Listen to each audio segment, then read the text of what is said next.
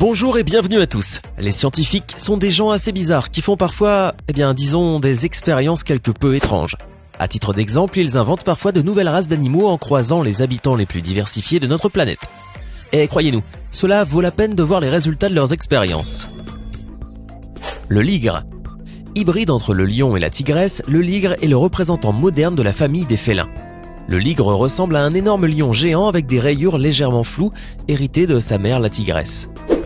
Avez-vous entendu parler des anciens lions des cavernes, disparus il y a environ 10 000 ans? Si vous voulez savoir à quoi ils ressemblaient, regardez simplement les ligres. Certes, vous ne les trouverez pas dans la nature car les lions et les tigres n'ont pratiquement aucune possibilité de se rencontrer dans un environnement naturel. Mais les conditions sont complètement différentes dans les zoos. Le plus grand des hybrides actuels, un ligre nommé Hercule, pèse 450 kg, soit environ 2 lions normaux, ou 100 chats domestiques bien nourris. Le seul défaut de ces énormes félins, c'est qu'ils sont incapables de se reproduire entre eux. Cependant, leurs femelles peuvent se reproduire avec des lions, et ainsi, on a enregistré quelques naissances de liligres, les petits de ligresse et le lion. Le wolfin. Bien que le nom de cet animal ressemble à un mot inventé par un enfant, les wolfins existent bel et bien. Il s'agit d'un hybride rare issu de la femelle du dauphin souffleur et du mâle de la fausse orque. Il n'existe que 2 spécimens en captivité, et tous 2 vivent dans le parc marin d'Hawaï. Le wolfin est de la même taille que l'espèce d'origine. De plus, il est doté d'autres caractéristiques identiques, comme par exemple le nombre de dents. Vous vous demandez peut-être comment une telle créature a pu voir le jour. Voici la réponse. Aucune idée. Peut-être y avait-il une atmosphère très romantique dans l'aquarium? Les scientifiques estiment toutefois que ces hybrides peuvent se produire dans la nature, c'est-à-dire sans intervention humaine, bien qu'à ce jour, aucun cas n'ait été enregistré. Le savannah. Vous souvenez-vous de la princesse Yasmine qui avait un tigre domestique? Si vous avez toujours voulu être comme la fille d'un sultan, mais que l'énorme félin ne pouvait pas rentrer dans votre appartement, il existe une merveilleuse solution. Le chat savannah. Cette race de chat a été créée aux États-Unis au début des années 80. Les éleveurs cherchèrent à concevoir un chat domestique de grande taille avec une couleur sauvage exotique, mais qui a en même temps un caractère docile. C'est ainsi que l'hybride fit son apparition, mélange d'un serval africain sauvage et d'un chat domestique normal. Il faut dire que les chats savannah sont assez grands. Ils peuvent atteindre 60 cm de haut et sont lourds, avec un poids de quelques 15 kg. Outre leur taille et leur couleur, les chats savannah ont hérité de leurs ascendants sauvages, leur passion de marcher en plein air. De plus, ils n'ont pas peur de l'eau. Le gros lard. Que se passe-t-il si un ours polaire rencontre un grizzly? Il y aura un gros lard. Un incroyable hybride interespèces. La première information crédible sur l'apparition d'un hybride issu d'un ours grizzly et d'un ours polaire provient du zoo de Halle, en Allemagne, où de nombreux petits hybrides ont vu le jour depuis 1874. Blancs à la naissance, ils devinrent plus tard d'un jaune brun ou de couleur café et se croisèrent entre eux avec succès. Toutefois, la principale caractéristique particulière de cet hybride n'est ni sa couleur ni son comportement. En fait, les gros lards se rencontrent parfois dans la nature, bien que les ours bruns et les ours polaires soient génétiquement similaires et se retrouvent souvent sur le même territoire. Ils ont tendance à s'éviter et bien entendu, ils ne sont pas prédisposés à engendrer une progéniture. Le zébroïde. Vous êtes-vous déjà demandé si les zèbres s'entendaient avec leurs parents éloignés comme les chevaux ou les ânes? Voici la réponse. Grâce aux scientifiques, ils s'entendent tellement bien que cette amitié peut engendrer les zébroïdes. Zébroïde, c'est le nom commun donné à tous les hybrides issus d'un zèbre et de tout autre animal de la famille des équidés comme le cheval, l'âne ou le poney. En principe, pour faire apparaître un petit zébroïde, un zèbre mâle et la femelle d'un autre équidé sont utilisés. Très souvent, le corps du petit animal ressemble à celui de la mère, mais les rayures du père apparaissent généralement sur les pattes ou en partie sur le cou et le tronc. Les zébroïdes, comme bien d'autres hybrides équins, sont reproduits principalement pour un usage pratique comme animaux de selle ou de troupeau. En Afrique, ils ont un avantage sur les chevaux et les ânes parce qu'ils sont résistants à la piqûre de la mouche tsetse et sont plus dociles au dressage que les zèbres sauvages. La poule nue. Quoi? Oui. S'il existe des chats nus, pourquoi pas des poules nues? Oui, nous sommes bien d'accord, l'idée qu'il y ait des oiseaux nus, c'est-à-dire sans plumes pour les protéger, semble assez étrange. Mais les habitants des régions du sud, où la température de l'air en été dépasse 50 degrés Celsius, savent combien les oiseaux en souffrent. En raison de la chaleur en Israël, 10 000 oiseaux environ meurent chaque année dans les maisons et les grandes fermes, ce qui a poussé les scientifiques israéliens à développer un hybride qui puisse vivre dans un climat chaud. Le célèbre sélectionniste Avigdor Kanaer passa 25 ans à tenter de mettre au point des poules sans plumes. Comme base génétique, il utilisa des poulets de chair qu'il croisa avec des poules cou nu et avec d'autres espèces ayant peu de plumes. Pour être honnête, le résultat fut plutôt effrayant, mais ces poules tolèrent très bien la chaleur et sont protégées des parasites. Le chien-loup de Saarloos. Cette race de chien d'assistance, conçue par Lendiert Saarloos, est issue d'un croisement entre un berger allemand et une louve européenne de la branche sibérienne.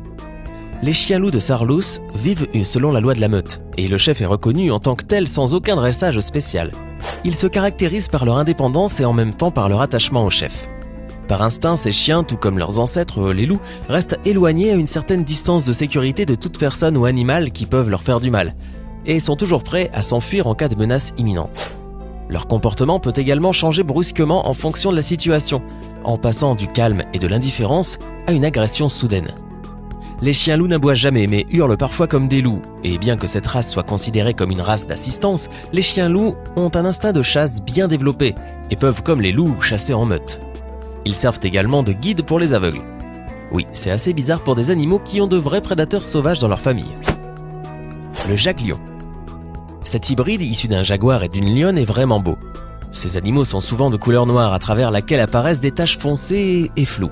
En outre, les hybrides ressemblent aux lions ordinaires. Ils sont assez grands et possèdent même une petite crinière noire. Les deux jaglions les plus célèbres sont Jazara et Susan, nés dans la réserve de Bear Creek en Ontario, au Canada, sans aucune intervention des scientifiques. Les parents de ces félins surprenants ont grandi ensemble et sont devenus plus tard très bons amis à un moment donné. Eh bien, voici le beau résultat. Le porc Mangalitsa. Il ne s'agit pas d'une vidéo faite sur ordinateur, et ce n'est pas non plus un cochon qui porte une perruque, mais plutôt une vraie créature. Le porc laineux, ou Mangalitsa, fut obtenu en 1833 par l'archiduc hongrois Joseph, qui avait croisé des cochons domestiques avec des cochons sauvages. Les hybrides possèdent un pelage épais grâce aux cochons sauvages et non pas aux moutons comme on peut le croire à première vue. Les porcs Mangalitsa sont de taille moyenne, avec un squelette dense et fort. Ils ont un pelage long et épais, ce qui les protège parfaitement contre le froid durant la saison glaciale. Durant cette période, le porc Mangalitsa ressemble vraiment à un mouton, notamment de loin, pendant qu'il se déplace sur le pâturage. Avec le début de la saison chaude, la couche interne du pelage disparaît et ce dernier se transforme en de jolies boucles. Quant aux petits porcs Mangalitsa, ils naissent avec des rayures et ressemblent de manière incroyable à de petits sangliers.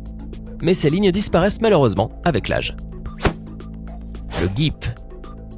La chèvre domestique est une descendante des chèvres de montagne et les moutons domestiques sont des descendants des moutons sauvages. Ils diffèrent dans le nombre de chromosomes. Par conséquent, la race issue de cette union si étrange n'a pas une longue espérance de vie. Cependant, des hybrides parviennent parfois à survivre et se font connaître sous le nom de gips. De la mère brebis, le petit guip hérite du pelage épais et d'un corps lourd, alors que les longues pattes et parfois même les cornes proviennent du père. Contrairement aux agneaux et aux petites chèvres, les hybrides se caractérisent par leur activité. Ils grandissent beaucoup plus vite et ne tombent presque jamais malades.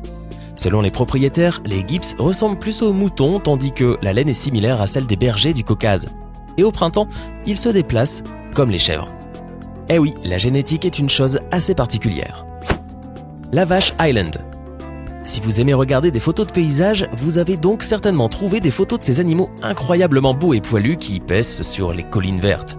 Les vaches Highland sont apparues comme résultat du croisement de grandes races rouges des Highlands avec de petites espèces qui vivaient sur les Hébrides, à l'ouest de l'Écosse. Ces animaux extraordinaires sont couverts d'une double fourrure longue, épaisse et dense. Sur la partie supérieure, le pelage est épais et dense, atteignant 30 cm. En dessous, la vache Highland possède une fourrure interne douce et chaude. Ses yeux sont dissimulés derrière une petite frange dense qui crée une barrière contre le vent, la pluie et la neige. Elle la protège également contre les insectes qui peuvent transmettre une infection dangereuse. Eh oui, ces vaches sont tellement extraordinaires. Or, leur apparence s'adapte bien au climat de la région où elles sont nées. Les basses températures, les vents forts et les pluies fréquentes exigent une certaine résistance de la part des animaux locaux. Cette race écossaise de vaches des Highlands est donc dotée d'une certaine résistance. Toutefois, ces petites vaches duveteuses diffèrent non seulement par la longueur de leurs poils, mais aussi par les proportions de leur corps. Grâce à leurs pattes courtes, elles se sentent à l'aise sur les flancs des montagnes et peuvent se déplacer librement sans avoir peur de tomber. La poule soie. Nous terminons notre liste avec une autre poule. Eh oui, qui aurait pensé que ces volatiles pourraient être tellement étranges pour qu'elles figurent à 2 reprises dans notre vidéo? La poule soie est une race de poule très ancienne. Déjà au XIIIe siècle, le célèbre voyageur Marco Polo décrivit en détail ces volatiles incroyables dans des notes sur la Chine. Même si vous n'avez jamais vu une poule soit en vrai ou sur une photo, vous ne la confondrez jamais avec une autre race. Elles sont extrêmement duveteuses. Après l'apparition des premières poules de cette race en Europe, on crut longtemps qu'il s'agissait du résultat du croisement de poules et de lapins. Et vous savez quoi ? Nous comprenons d'où vient ce mythe. Lequel de ces animaux conçus par l'homme vous a le plus étonné ? Dites-le nous dans les commentaires.